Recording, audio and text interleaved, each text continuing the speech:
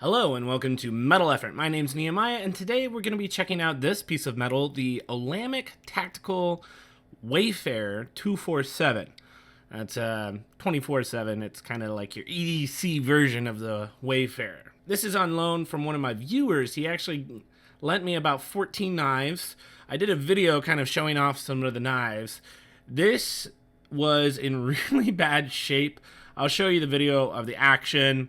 I eventually got that fixed, and now I'm just going to do a normal review. I'm keeping in mind that the major issue with this knife might not be every single Wayfarer 247, but it's still, I think, going to be a little bit relevant as far as deciding to buy one of these or not. So stay tuned for the review and see how it all pans out. First thing we'll do is our size comparison. This is a 3.5-inch blade, so pretty much a very similar size to the PM2 up top. This is the Pair 3. Obviously, it's a little bit bigger than that. It's a good EDC 24/7 knife as far as that goes. We'll do a weigh-in to kind of see where that kind of places the knife. But as far as size goes, I think you could make a case that you could take this around with you every day and not have too many problems as far as carrying it goes. We'll do that quick weigh-in here. Now, this is going to vary depending on the kind of Wayfarer that you get. There's many different ways to kind of get this, fitted. On the website, it says it's 4.99 ounces. This particular version is a little bit lighter. I'm guessing the little gouges that they took out of the handle are shedding some weight out of the knife. So this number might vary. It could be even less if you do a bunch of, cutouts and holes and stuff in the knife handle. It's going to go down even more. This is somewhere in the middle of the road, I would imagine, as far as the range goes. But it's good to note.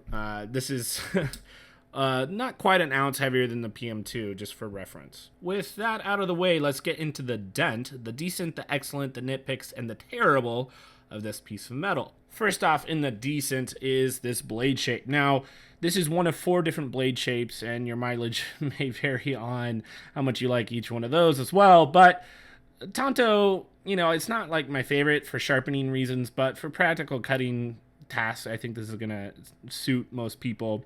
And it was executed fairly well. It's kind of a rounded edge. I could make the argument that it might be a little bit easier to sharpen this. But I don't know. It might make it harder. I'm definitely not going to attempt to sharpen this guy. The other options, you have a drop point, you have a harpoon, and then you have like a sheep's foot type Warrenclyffe. I think they call it a sheep's cliff because it's kind of a blend of the two. There's no final authority on the name of these blade shapes, but I can see where they're coming from calling it that. The steel on this one is LMAX. This is one of the older models. This is 74. I think they're now using Bowler M390. So that's a steel upgrade, on the newer ones if you're ordering a new one. But if you're buying the old one, I don't know where the cutoff is, but it could be very likely LMAX instead of the M390. Not a huge difference between those two, but there is still a difference. So keep that in mind. Next decent thing is the actual cutting ability of the knife. Now, I didn't go ham cutting with this, but I did some light cutting, and I was pleasantly surprised. I thought, it's such a big, beefy knife that, it kind of looks a little bit thicker up here. But, really it measures at like 0.135 inches in thickness, and it gets relatively thin behind the edge. The edge bevel isn't like super tall or fat. And it cut pretty well. I was surprised. It's definitely a better cutter than I would have assumed just looking at pictures of the knife. I think, there's so many options as far as customizing the knife, you kind of forget that, like, it's a knife. And in this case, this is a good thing that it does, in fact, cut pretty well. There's also different blade finishes. This is just their normal satin finish. They have DLC options. They've got tons of different things that you can do. I'm always kind of partial to just a normal clean satin finish like this. I'm only judging this particular one, and it looks like it was done really, really well. It's not like, super high polish or anything like that, but it definitely dances with the light. You could see a little bit of like, that's my hand. It's showing off a little bit, and I like the finish. It's definitely nice. Next thing I want to talk about are the ergonomics. Now, I think more than most knives, the size of your hand is really going to come into play. Now, I have medium size hands, and this just barely fits me. It's a good fit. It feels comfortable for the most part, but the way that it's shaped, it's kind of a pistol grip, here. So it's going to kind of cup and moosh your fingers together. If this was any smaller, it could actually be very cramped and uncomfortable, but since I have enough room, it actually kind of hugs your hand. It fills the palm cave that I call back here, your palm swell kind of area, fills that gap, and it kind of positions the blade in a good, useful way. A lot of knives don't do this. They're just, sticking straight out, and this lets you bear down a little bit. Some cuts, it's going to make it harder, the flipper tab, as far as like doing a downward cut. I mean, this is kind of the opposite of a Spidey chef in that way. Not necessarily the best for like a cutting board. If you can do it off to the side or something, you'll be okay, but the issue I think people are going to run into is if you do have a bigger hand, it's going to cram your fingers not only together, which is kind of uncomfortable, but it's going to kind of jam it up against this area. And I don't want to say it's like really egregious or anything like that. I'm not even going to put it in the nitpicks, but if I push hard there, like if I did have a bigger hand and this was a tighter fit, there's a little bit of a hot spot created by just this scale kind of stabbing into you a little bit right there. If you're really using this long term for a long extended cut session or something like that, you might have some issues. Overall, though, I think it's slightly above average in comfort, given you have the right size hand.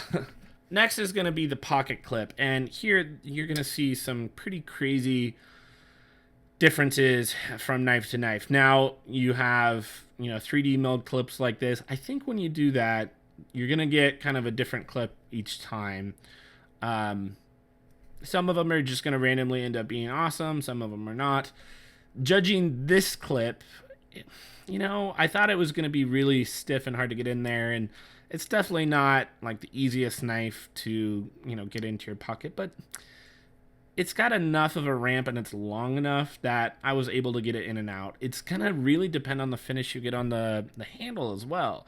These kind of perpendicular lines here kind of make it harder to get in and out of your pocket. But if you had a different design, that might not be so much of an issue. So, man, which particular build you get of this knife could drastically change your experience with it. So this is one of the more difficult knives to review because there's so many variables. It's your Wayfarer 247 could be completely different from this one and the next and the next. So keep that in mind. If you don't like this kind of clip, they have different options. Hopefully you'll be able to customize. If you do a build to order type knife, you can get exactly what you want. So, I kind of just put a question mark next to the clip. I will say something I like, and this is my next point. The lanyard hole is in a good out-of-the-way spot. It's usually not going to conflict with where your clip is. This isn't a particularly deep carry pocket clip. It's going to be sticking out a little bit. It's not too bad, but it could have been a lot worse if they decided to stick the lanyard hole there. So I guess I'll put that in the positive section. Another thing I really appreciate here is the back spacer. Now, again, sensing a theme here, but you're going to have a lot of different options as far as what this back spacer actually looks like. I'm fairly certain that the vast majority of the options you can choose, it's going to be a floating back spacer. So I think that's a nice little touch. It does make taking the knife apart and putting it back together a little bit more bothersome. But it really does kind of class up a knife whenever you do a floating back spacer. It's not something that's needed, but it's nice. It's classy. Having the etch on the other side of the back spacer is kind of cool for the serial number and model number and all that stuff. So I like this. As far as the actual finish chosen, it's just kind of nude. That's anodized. Nude as in no like milling or anything on the back spacer. Not nude and no anodization. You get what I'm saying. So next we're going to talk about the OCD of the knife, kind of section within a section where we're going to take specifically the opening, the closing, and the disengage of the knife and kind of give you a good sense of what it is to experience the knife in each of those particular areas. It could be decent, excellent, nitpicky, terrible, or otherwise. It's just we're focusing on that part for the people that care about action. That's not everybody, but it's definitely me. And if you want to skip this part, you can. So on the open. Now, I think this is a good spot to kind of show you flashback. It opens with the flipper tab. That's not an issue, but the action, like, I don't think... I can close it from jostles alone. Like, if I really... there we go. Whoo! I think this is probably the worst close of a knife I've ever used, so... Hopefully this is not par for the course for Olamics. This is how the knife used to be. You could barely open it, you could barely close it. It was just misaligned. It felt terrible. It was just like a almost broken knife. And I took apart the knife and put it back together like 3 times before I can get it to actually deploy correctly. I wasn't even sure if I was going to be able to get it to that point, but eventually I did. So hooray! So in its perfected form, as far as getting it to this point, I think this is the absolute best that this individual knife could be in action, judging it on a good day. The detent is extraordinarily strong. Once it's, smoothed out, cleaned up, and aligned, it's actually a really good open. It's very strong, authoritative, very satisfying to open. The flipper tab is reasonably comfortable. It's very large, but it does the job. I can do light switch pretty easily. It's a little bit slippery, as you can see. Push button is not going to work. The detent on this knife is just too strong. So you got to do the light switch.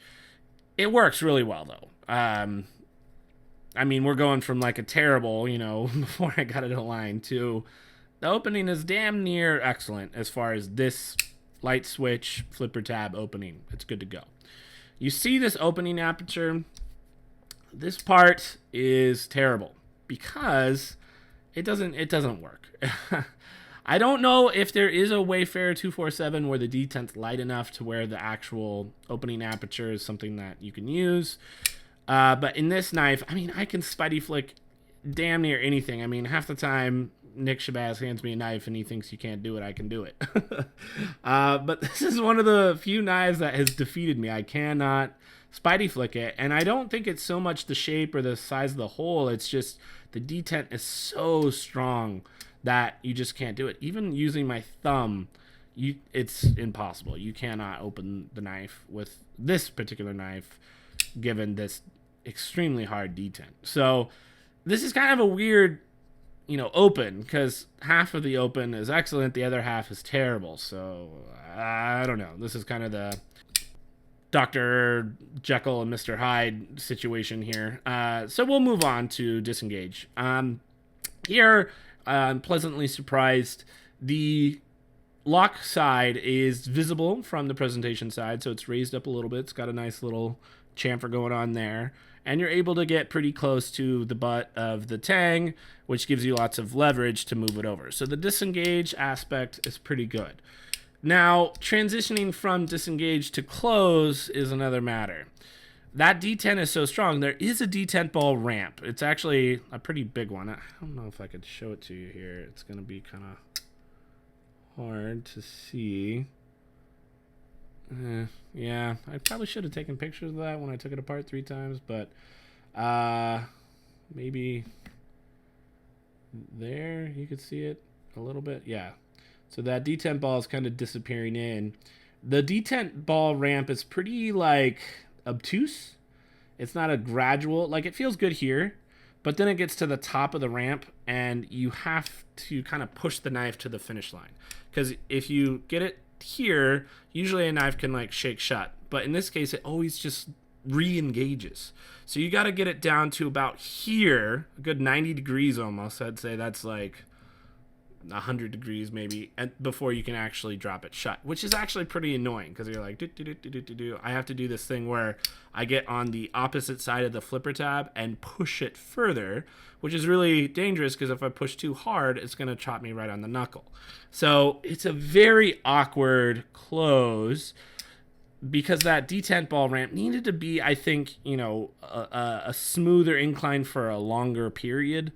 It's just too steep to where it's like, oh yeah, this feels great, and then it wants to stop there. So it's a really awkward, kind of a Dr. Jekyll and Mr. Hyde situation on the close as well. It's like almost there and then not. All right, so all that kind of averages to decent, I guess. I don't know. Let's move on to the excellent because my brain hurts. There's one / many things in the excellent. It's one point I'm going to make with lots of subpoints, and it's just the sheer number of options that, Olamic Cutlery, the company, gives you in ordering one of these knives. They have a really robust website with lots of really good examples and pictures of different finishes. They give you lots of different options on blade types, blade finishes, backspacers, sculptures, the different milling patterns. You got holes, you have art that people have done on it just goes on and on and on. They do Halloween themed ones, Christmas ones, skull ones, you name it, they've made it. And that's awesome. I really like that because when you order a knife from Olamic, it feels like it's your knife, which is awesome. And their turnaround time is really low. Their customer service is really good. There's a lot to like about the ordering process. The actual purchasing option is amazing. I mean, that part of it is probably the best experience of owning the knife, is just getting ready to own the knife and preparing to order the knife.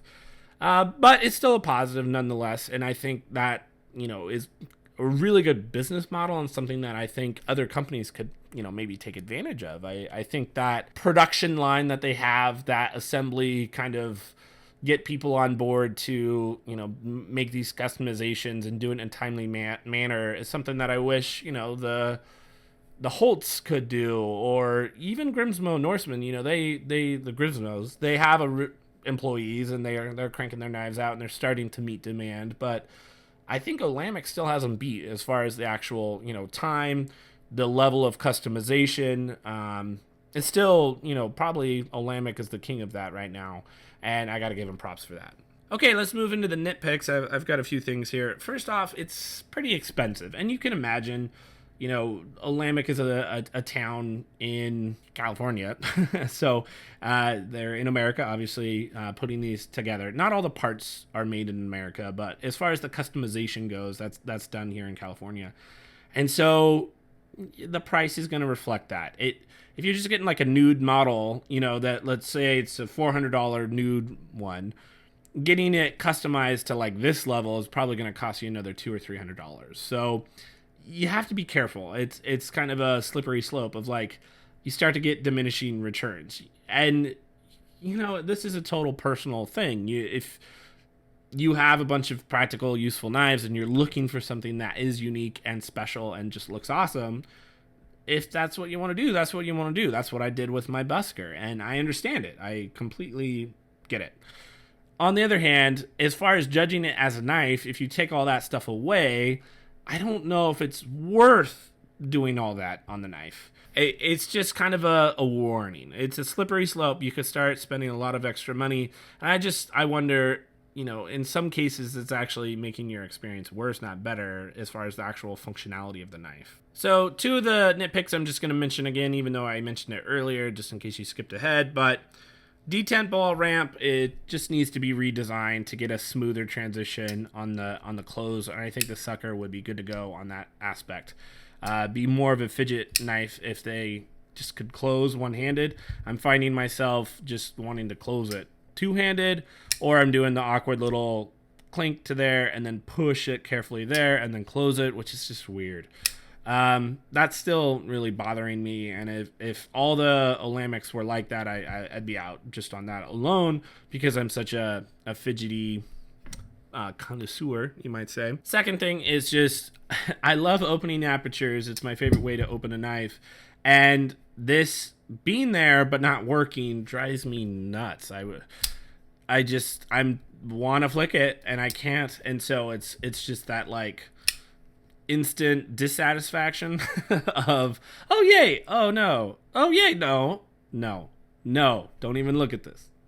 And that aspect of the knife, again, because I'm a fidgeter, drives me crazy. So I'm sure people will speak up in the comments. Do you have a Olamic Wayfarer where the Detent is not so strong that you cannot actually use the opening aperture? Or is this decoration and it's not even meant to be an opening aperture and I'm totally off base anyway? Either way, I don't like that it's there and that it doesn't work on this knife. It just drives me nuts. Next nitpick here is the fact that this uses proprietary screws. That's right, buddy boys. Now, this would be in the terrible, and the only reason it's not is because I think Olamic has got the point, and most of their newer models are not proprietary. They're still making Wayfarers with this crazy proprietary screw. Proprietary screws are bad enough. You know, usually they give you the screw. That's fine. This is such a awkward and poorly designed way to do a proprietary screw. It drives me insane. You have it on both sides, and so sometimes I need to like stop this side from screwing because it's a free spinning. How am I gonna do that? Because I only got one of these little S things. It's crazy, and then you have to be so careful when you're churning it not to pop out and scratch the surface of the screw. You know, I took this apart and put it back together 3 times, and I'm happy to say I didn't scratch it up doing that, but boy was I sweating bullets as I was going. It's very, very, very annoying. And you see a lot of Wayfarers that are going up on the secondary market, and they're just scratched to kingdom come. I'm not surprised. It's very difficult to do without messing it up. So if you're going to make the switch in all the other knife models, why not retrofit and do a second version of the Olamic Wayfarer and get that fixed? That's just weird. Finally, we're going to talk about the terrible. And I do have one thing to talk about in the terrible I kind of alluded to earlier, but the reason that it's so difficult to get this knife properly aligned and with good action is because the way that I wish I took pictures. I should have taken pictures, but you can imagine it. This is a channel that helps you use and hone your imagination skills. You have imagination skills. They're not imaginary imagination skills. That would mean you don't have imaginary skills. Whatever. Okay, so you have bearings, right? Little bearings in a little cage. And those ride on a washer. The washer sits into the inside of a little divot cut out for the washer, right? That little, Dremel tooled out, I don't know what they're using, but whatever you use to carve out that trough that the washer sits in and then the bearings sit on top of, it looks like Helen Keller did it. It's like super uneven and just like wobbly. It's not a good look. I mean, how it looks doesn't matter. But the issue is that circle is not a perfect circle. And then if you are to look at it from the side, you see that it's not a flat circle either. And so the problem is when you place that washer inside, that washer isn't laying flat. It's kind of like tilted to one side depending on how you orientate that washer. And I think that whenever the washer was put in initially and you screw it together, the washer kind of bends to mold to that uneven surface. So you have this uneven surface, and then the washer was flat, and then it goes, and it's uneven too. So then when you're spinning the washer, you have to like find the sweet spot to where it's actually connected. This is really abstract, but the point is that I have to spin those washers and figure out which side is kind of molded, and then is it this side of the knife or is it this side of the knife? So I have like 4 different ways that I have to like twist and move those washers to get them into like their original home. And then once you do that, when you put it all together, then the knife is somewhat smooth and somewhat centered. It was horrendously uncentered with good action at one point. When I originally got it, it was centered with horrible action. I did the first pass and it was terribly uncentered but had good action. And then the third time is when I finally got everything to align and have good action. I wasn't sure if I could even get it to that point, but I messed around with it long enough. Finally got it there. So it's the same problem that I saw on both of the buskers that I owned. When I took apart my 2 buskers, I saw the same exact problem. These uneven grinds on the inside where the washers go. On my really fancy busker that I ordered for myself, it was the same issue on the collar. I had wanted a raised collar, or a flat collar. I wanted a flat collar, but it was a raised collar by accident. They've refunded me some money because it was a mistake. And even when you take the kind of the collar out and you look at the hole, it's like egg-shaped. And it was completely uneven, and so the collar had the same exact problem where you have to like orientate it into the spot that like it actually fits. It's like not precise machining in the slightest. I hate to say it, but it makes me like Sabenza's more. Like, you're not gonna run into these problems. Now, I will say, I've been asking around because I've got, 3 knives that I've had experience with, and they've all had a similar problem, but that's still a small sample size. So I've been talking to Nick Shabazz. I'm like, hey, homie, have you opened it up and looked and seen, like, underneath? Is it smooth? Is it clean? He's like, yeah, it's good. It's nice. And he just got his fancy-dancy busker that, has been on order for, like, a super long time, and it was great. So this is total speculation, but I'm guessing there's different people that do the customizations. You have maybe Eugene doing the really important ones for Nick Shabazz, and you have Billy Bob, intern, who does some others. And so the issue I find is that it's not consistent. I'm sure there's people that have a perfect knife with everything perfectly centered and everything machined out perfectly, but I've got at least 3 examples in the world that I've come across myself personally that were not on the inside. So they look good, they are fun to order, but under the hood, my confidence has been shaken. Let's just put it that way. I'm not writing them off. I'm very interested in the whippersnapper that's coming out later in the fall. I might even buy one.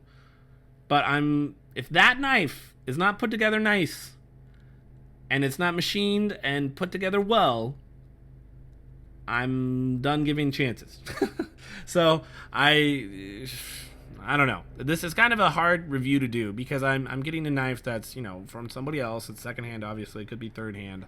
I got it to work, so I know at one point it was probably looking good and working good, but under the hood, I can see why it has these issues.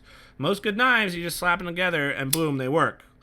And you really have to mess it up in order to not get it to be aligned and work correctly. You can tune things, maybe the action is going to be a little different or whatever, but all things being equal, using the same lubrication, the same time and care to align and tune and use the Loctite to get it in the right spot, all that stuff, you should be able to get it correct. And if this is darn near impossible to get correct, which is frustrating on such an expensive knife. $20 knife, $50 knife, I'm not going to sweat it. $800 knife, it better be good. I hope this review was helpful for you. I know this is a tough one. It's probably giving you more questions than it is giving you answers. I apologize, but I'm going to raw dog it with you guys. This is what I found. This is what I've been able to do, what I've been able to find out. Chime in. Let me know what your experience is like. I'm not going to be surprised to see people that have a flawless, excellent, reputation with them or not. Maybe take apart your knife and see what's going on under the hood. If you've never taken it apart before, be careful. It might be really hard to put it back together and get it tuned like it was. That's it. Bye.